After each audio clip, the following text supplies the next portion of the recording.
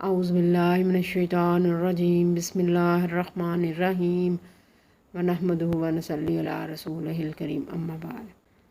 اللہ کے رسول محمد صلی اللہ علیہ وآلہ وسلم خاتم النبیین نے انسانوں کو ایمان اور عمل کی تعلیم دی، عبادات کا طریقہ سکھایا، عبادت سے پہلے، عبادت کے دوران اور عبادت کے بعد کے طرز عمل پر روشنی ڈالی اور وضاحت کی۔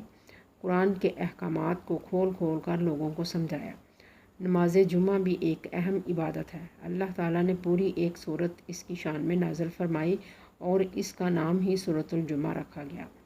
رسول اللہ صلی اللہ علیہ وآلہ وسلم نے صحابہ کرام کو جمعہ کے آداب سکھائے۔ سب سے پہلا ادب یہ بیان کیا گیا کہ جو کوئی نماز جمعہ کے لیے آنا چاہے تو اسے چاہیے کہ غسل کر لے۔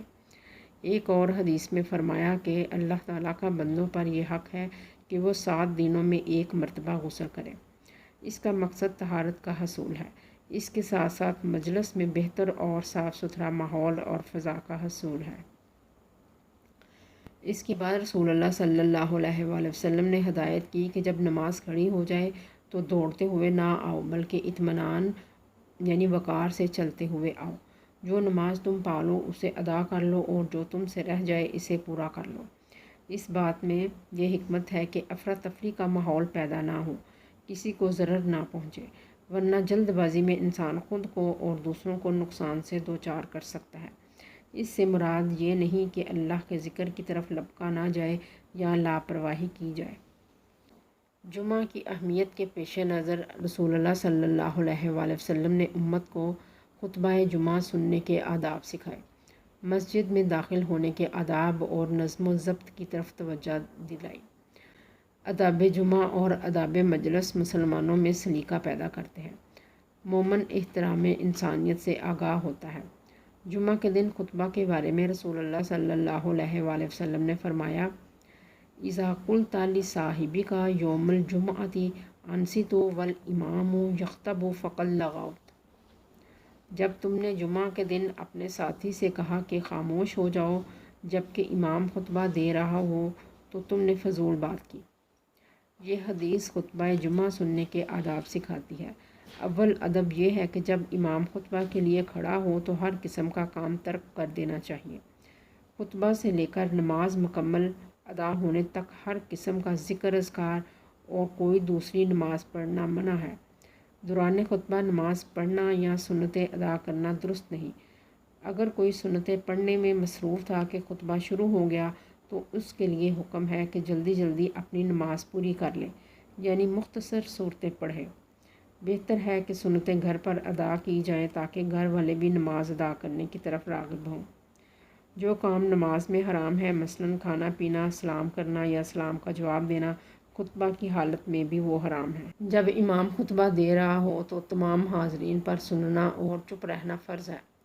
جن لوگوں تک امام کی آواز نہ پہنچ رہی ہو ان کے لیے بھی خاموش رہنا واجب ہے۔ نیکی کی تلقین کرنا بھی اس دوران منع ہے۔ کسی بری بات یا حرکت کو دیکھ کر ہاتھ یا سر کے اشارے سے منع کر سکتے ہیں، زبان سے نہیں۔ یہ بہترین اصول ہیں جو رسول اللہ صلی اللہ علیہ وآلہ وسلم نے امت کو بتائے۔ اس میں توجہ، خاموشی، آمادگی اور جذبہ قبولیت کا شوق جھلکتا ہے۔ کسی بھی تعلیمی ادارے میں تعلیم کا اول اصول خاموشی اور توجہ کو بتایا اور سکھایا جاتا ہے۔ رسول اللہ صلی اللہ علیہ وآلہ وسلم نے اپنے صحابہ کو یہ زرعی اصول 1400 سال پہلے سکھایا۔ اسی اصول کو اپنا کر خطبہ کے دوران کہی گئی باتوں کو سنا، سمجھا اور اپنایا جا سکتا ہے۔ خطبہ دینے والا دوران خطبہ کسی نیکی اور بھلائی کی تعلیم دے تو حرام نہیں۔ امام مالک نے فرمایا، ایسا کلام کرنا جائز ہے جس کا تعلق نماز سے ہو یا کسی شرعی ضرورت کے تحت بات کر سکتا ہے، لیکن خطبہ سننے والے کا کسی سے کلام کرنا جائز نہیں۔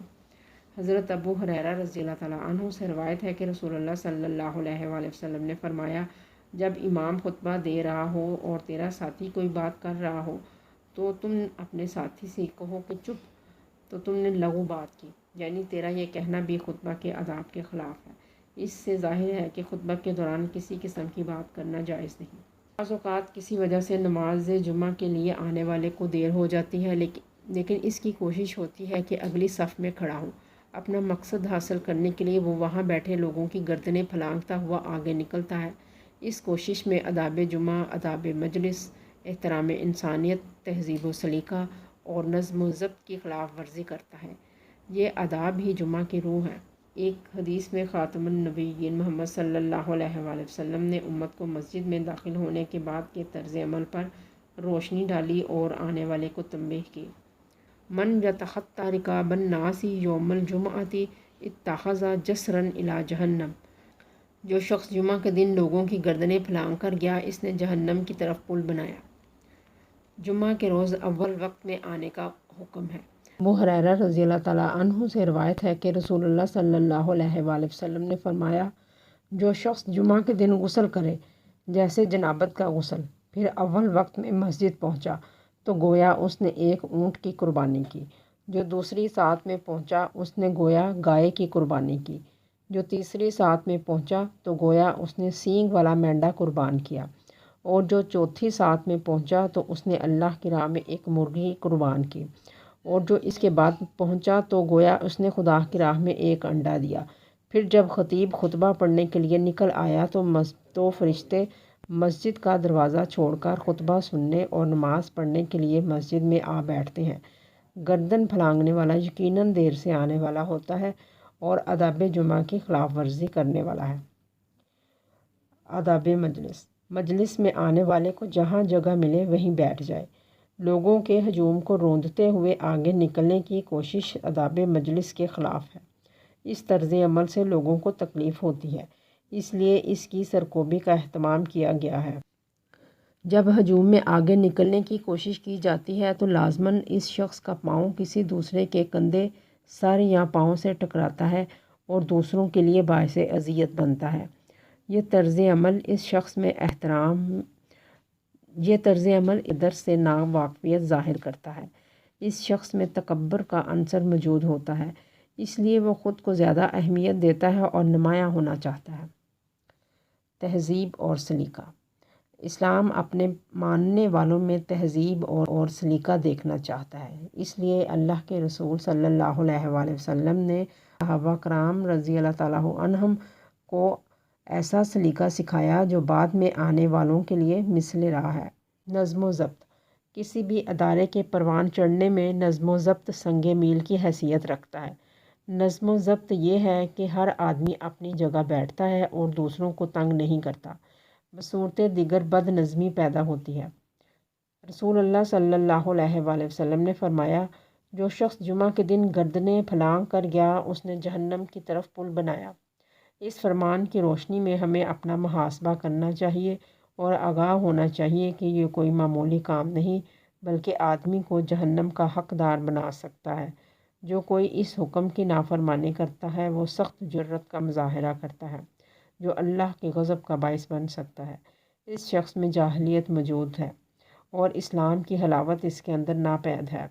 اس کے برعکس جو شخص تہذیب، نظم و ضبط کا مظاہرہ کرتے ہوئے اللہ کے رسول کے حکم کے مطابق عمل کرتا ہے، اس کے اجر و ثواب کا اندازہ رسول اللہ صلی اللہ علیہ وآلہ وسلم کی اس حدیث سے کیا جا سکتا ہے۔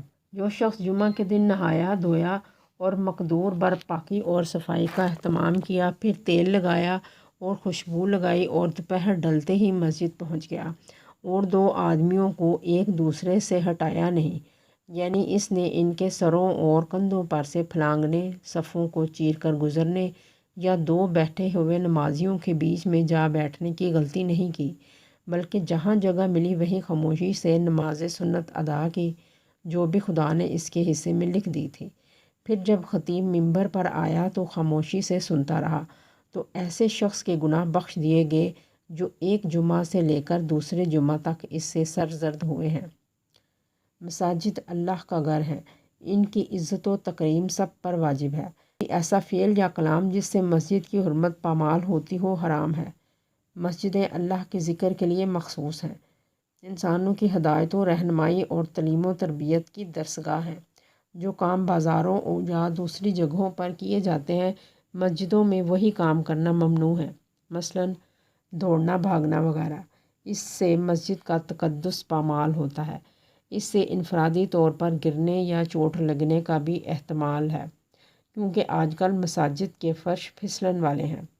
دوڑنے سے پاؤں کی آواز پیدا ہوتی ہے جو دوسرے نمازیوں کے خشوع و خضوع میں خلل پیدا کرنے کا باعث بن سکتی ہے۔ اس لیے مسجد میں جماعت کے لیے تیز رفتار سے چل سکتے ہیں مگر دوڑنا درست نہیں، آرام و سکون سے چلو۔ سبحانک اللہم و بحمدک اشہد ان لا الہ الا انت استغفرک و اتوب الیک۔